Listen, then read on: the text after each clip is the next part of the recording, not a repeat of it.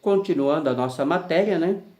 Que estamos aí falando sobre os pregadores de prosperidade, como eu estava concluindo na primeira parte, esses homens são mancha em vossas festas. São pessoas avarentas, mentirosas, com mentes diabólicas, que distorcem a palavra de Deus para o seu bel prazer, mas que com certeza Deus não os deixará impune. Vamos a mais um homem da nossa coletânea, qual acabamos de falar agora aí, no finalzinho do vídeo, sobre John Avisine. Agora vamos falar sobre Frederick Prince. Esse homem chega à raiz da blasfêmia. Veja só o que ele disse num programa da TNB em 16 de novembro de 1990. Quando fui salvo, não me disseram que podia fazer qualquer coisa. O que me disseram é que quando eu orasse, sempre deveria dizer, seja feita a vontade do Senhor. Ora, isso não soa como uma humilhação. Soa como uma humilhação, mas na verdade é uma estupidez. Ele diz que dizer, seja feita a vontade do Senhor, é ser estúpido, ser ignorante, ser alguém que não conhece a verdade. Porque assim fazendo, insultamos a Deus. Quero dizer que realmente insultamos nosso Pai Celeste, só que o fizemos sem perceber. Ora, eu lhe digo que se você disser que seja feita a vontade de Deus, então você está chamando Deus de tolo. Porque foi ele mesmo que disse para pedirmos. E se é para pedirmos, então não é da vontade dele, mas da nossa. Já que ele vai dar o que eu pedi, não importa o que eu vou pedir. Aqueles que dizem só haverei de obter aquilo que Deus quiser que eu tenha, está insultando a Deus e a sua inteligência. Então veja as heresias dele como continua. Ele também, como Avisine, diz que Jesus era muito rico, pois a Bíblia diz que Jesus tinha um tesoureiro, e é claro, consequentemente ele tinha tesoureiro. Eles chamam de a sacola, ou seja, o fato é que eles tinham um tesoureiro chamado Judas, e o safado permaneceu roubando Jesus por 3 anos e meio, sem que ninguém o percebesse. Sabem por quê? Eles dizem, porque havia ali muito dinheiro. Porque Jesus nunca deu por falta de dinheiro ali, nesses 3 anos e meio. Não sabemos dizer quanto havia ali, mas uma coisa sabemos, 3 laranjas que não é. Porque o dinheiro grosso que ali caía, que Judas roubava, fez com que Jesus não percebesse. E se fosse só 3 laranjas, e Judas furtasse 2, logo Jesus e os discípulos ficariam sabendo. Além disso, se Jesus não tivesse coisa alguma de valor, por que ele teria um tesoureiro? Se um tesoureiro é para as obras e não para aquilo que habitualmente gastamos, sempre para sobras, para guardá-las até que se faça necessário gastar. Então ele vai difundindo a sua heresia, como o outro que encerramos no primeiro vídeo, né? Que para se ter um tesoureiro tem que ser rico, né? Não há necessidade de se ter um tesoureiro se não se tem dinheiro.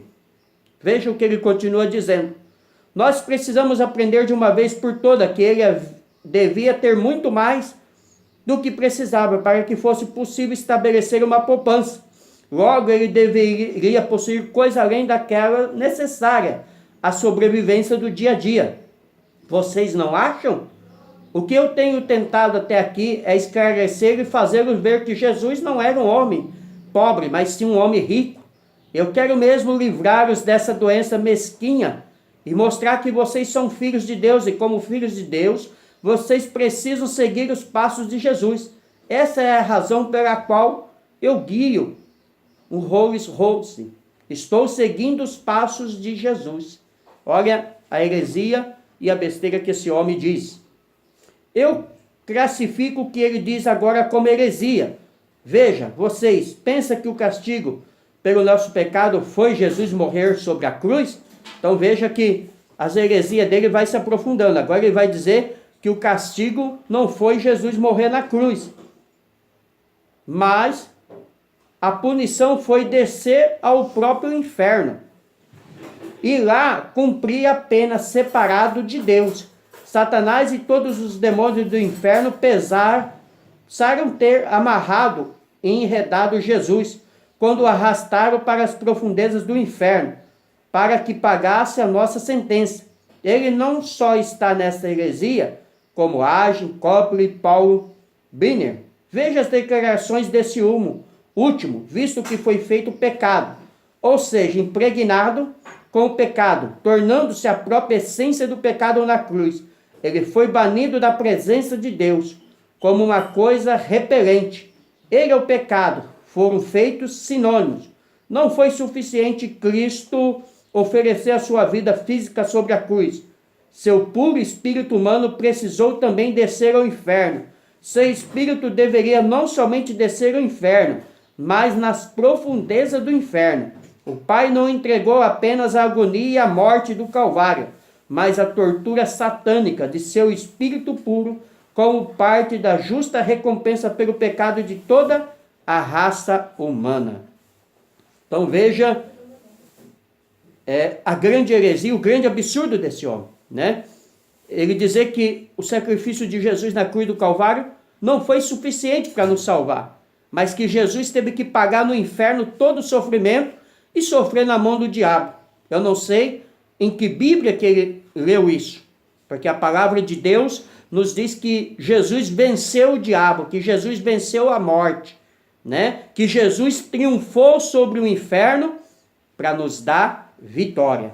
Mas vamos continuar para que você veja mais algumas heresias desses homens, né? Com as suas mentes diabólicas.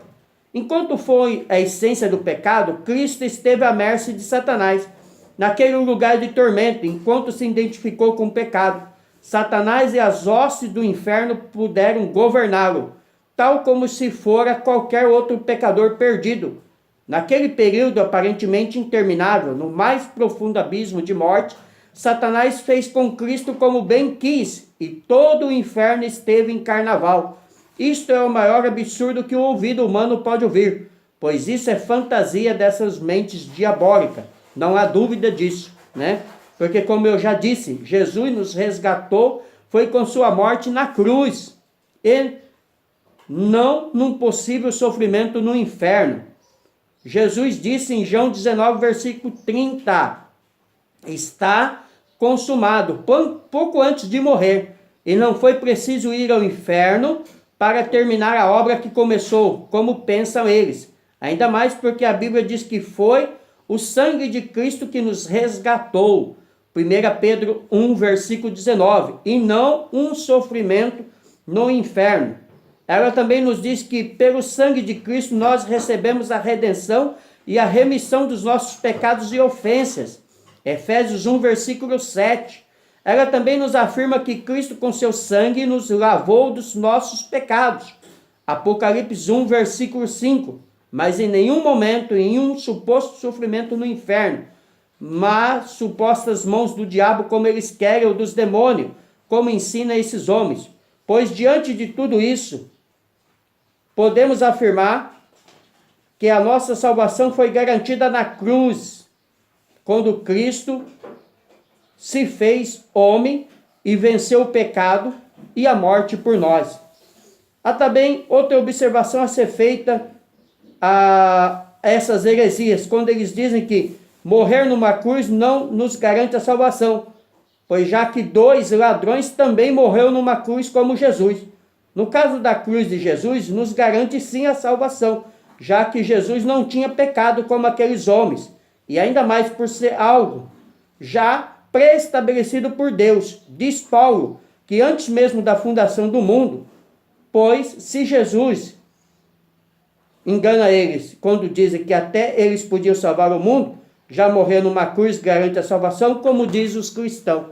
Então, o que Paulo diz é que antes da fundação do mundo, Cristo já havia morrido. Cristo já havia sido entregue por Deus para resgatar a minha alma e a sua alma. Vamos mais a um outro herético dessa turma, Charles. Deus tinha fé, e por isso ele criou o mundo que hoje existe.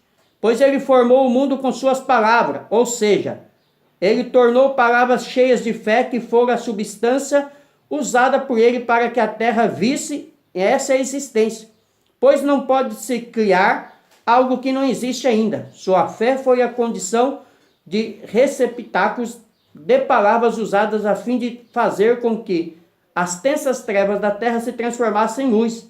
Aí ele pôde dizer, haja luz, e transformar o que era no que é hoje. Então, as heresias continuam. E ele ainda continua dizendo, ele também disse que na palavra usada por Deus, façamos o homem à nossa imagem, segundo a nossa semelhança, significa criar uma exata duplicação de uma espécie igual àquela que profere a palavra falada. Ou seja, Adão era uma duplicação exata de Deus aqui na terra. Ele também ensina que Jesus só veio existir porque Deus proferiu a palavra da fé, dando um tempo determinado à forma corporal de Jesus. Falando sobre Jesus, ele ainda diz mais absurdo como esse. Jesus não terminou a obra na sua crucificação, mas sim num tempo oportuno entre o inferno e sua ida para o céu. E tem mais, vocês precisam captar isso de uma vez por todas. Jesus só declarava o final das coisas feitas e não o interim das coisas. Ele também, como os outros, afirma que Jesus teve que sofrer no inferno antes de obter a vitória para nós. E diz mais, se houver qualquer parte do inferno na qual Jesus não sofreu, vocês que dizem isso, então terão que sofrer lá. Mas aí ele diz, graças a Deus, Jesus sofreu lá e todas as partes por nós já. Não temos mais que sofrer no lugar dos ímpios mortos. Corredores do inferno estavam tomados de alegria por essa vitória. E eles dizem que nós, os condenados, e seremos condenados se não aceitarmos essa doutrina como verdadeira. A terra é tudo quanto nela há, são nossos, ele diz. Agora, para sempre são nossos. O regozijo infernal nunca fora tão grande como aquele dia, mas não durou muito, pois quando Jesus estava lá, uma grande luz e uma voz estrondosa veio do céu e disse, solte, ele está aí ilegalmente, Satanás. Ele ainda fala mais besteiras. Bom, são vários os absurdos, né, que poderíamos encontrar sobre esse homem. Mas o tempo é curto. Você pode ver que estamos aqui no nosso segundo vídeo no canal do YouTube da mesma matéria. Então, precisaríamos de muito tempo. No Brasil, também existem os seus seguidores, né, que defendem essa mesma heresia, né, a confissão positiva. Temos aí com algumas distorções, não que eles não sejam até homens de Deus, não que eles até não sejam pessoas sinceras, mas que infelizmente foram infectados por essa doutrina diabólica. Temos aí Valnice Milhões, Edir Macedo, R. Soares, que defendem algumas dessas heresias. Por isso, eles não deixam de ser pregadores da prosperidade. É só assistir o programa deles que você verá. Não que eu ache que o cristão não deva ser próspero, né? Como eu já disse, né? Ser próspero, ser rico não é pecado. Mas o problema é assumir essas besteiras. Comentário, né? Como eu disse, e também prego sobre a prosperidade, que eu sei que é bênção de Deus. Só que eles pregam uma heresia e distorcem a palavra de Deus, distorcem a pessoa de Deus, a pessoa do Espírito Santo, a pessoa de Jesus, tira a nossa salvação garantida pelo sacrifício na cruz do Calvário para levar Jesus a sofrer no inferno. Então, é o tipo de coisas que não podemos aceitar. Já em Isaías 53, versículo 9, ela afirma que Jesus morreu 2 vezes, sendo física e outra espiritualmente. Quem disse isso? Valnice Milhões, em suas heresias, pois ela declara que Deus assumiu a natureza humana para que o homem assuma a natureza divina. 2 Pedro, capítulo 1, versículo 4. Usando essa passagem numa interpretação equivocada, a qual acabamos de citar, de Isaías 53, versículo 9. Por causa da palavra, puseram na sepultura com os ímpios e com o rico. Sem base bíblica, ela também afirma que o número dos salvos será maior do que os perdidos. Não que não possa ser, só não podemos afirmar como ela faz. Ela também ensina a guarda do sábado, algo que é restrito da lei e não para nós cristãos. Ela ainda também ensina que a maldição de família, contrariada às próprias palavras de Jesus, que diz que os filhos não levam a culpa pelos seus pais. Ela também ensinou que Jesus voltaria num dia de sábado, no ano de 2007, o que já passou e não aconteceu. Tudo por não observar a palavra de Jesus, que diz que daquele dia e hora ninguém sabia, senão o Pai. Há muitas controvérsias heréticas que ela disse, mas só essas por hora já dá para mostrar se podemos ou não confiar nela. Vamos a um comentário do John Piper. John Piper fala com palavras mais fortes, dizendo que não é pecado termos riqueza, mas sim não sabemos administrá-la como devemos. Pois ele diz que Deus não nos dá 100 milhões para que possamos gastá-lo, mas sim para que possamos usar para obter ajuda a outros. Porque aí sim mostramos ser um mordomo fiel ao Senhor. Ele finaliza dizendo que Deus nos fez condutores de sua graça. O perigo é pensarmos que esse condutor deve ser coberto de ouro, pois ele diz que o cobre é suficiente. E é exatamente o que esses heréticos fazem, né? Eles querem estar cobrido de ouro para dar crédito às suas heresias. Agora eu finalizo dizendo que muitos não querem o cobre, mas sim o ouro. Muitos não querem o anonimato, mas sim a fama. Só que aí mora o perigo. Mas infelizmente, muitos já caíram nessa armadilha desses pregadores de prosperidade e não têm feito essa observação. Mas quero parafrasear um provérbio não bíblico, mas verdadeiro. Seguir um céu ou um caminho errado leva também a um céu errado. Seguir um Jesus errado também levará a encontrar um Jesus errado. Uma palavra final antes da nossa conclusão final. Quero finalizar dizendo para os pregadores de prosperidade que o dinheiro não é tudo, como eles pensam que é, pois ele traz mais infelicidade do que felicidade. É só ver o testemunho de pessoas ricas que se converteram a Cristo. Não estou fazendo apologia contra o dinheiro. Até acho que é bom a pessoa ser rica. Não só podemos ter o coração preso a ele, pois o dinheiro somos nós que devemos administrá-lo, e não ele nos administrar, como acontece em muitos casos. Pois a Bíblia fala de vários homens ricos, mas não diz que eles eram administradores do dinheiro, mas sim que sabiam como administrar com sabedoria, e não eram eles administrados pelo dinheiro.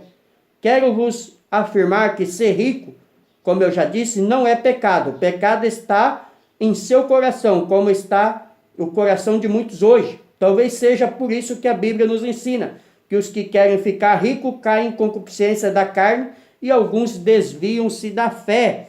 1 Timóteo capítulo 6, versículo 1 a seguir. Então, o problema não é ser rico, né? O problema é prender ao coração a essas desmazelas. A conclusão da nossa matéria de hoje, não total, né? Pulamos algumas partes, não lemos os versículos que faremos em uma oportunidade na sua igreja, no dia da palestra, com mais detalhes e profundidade.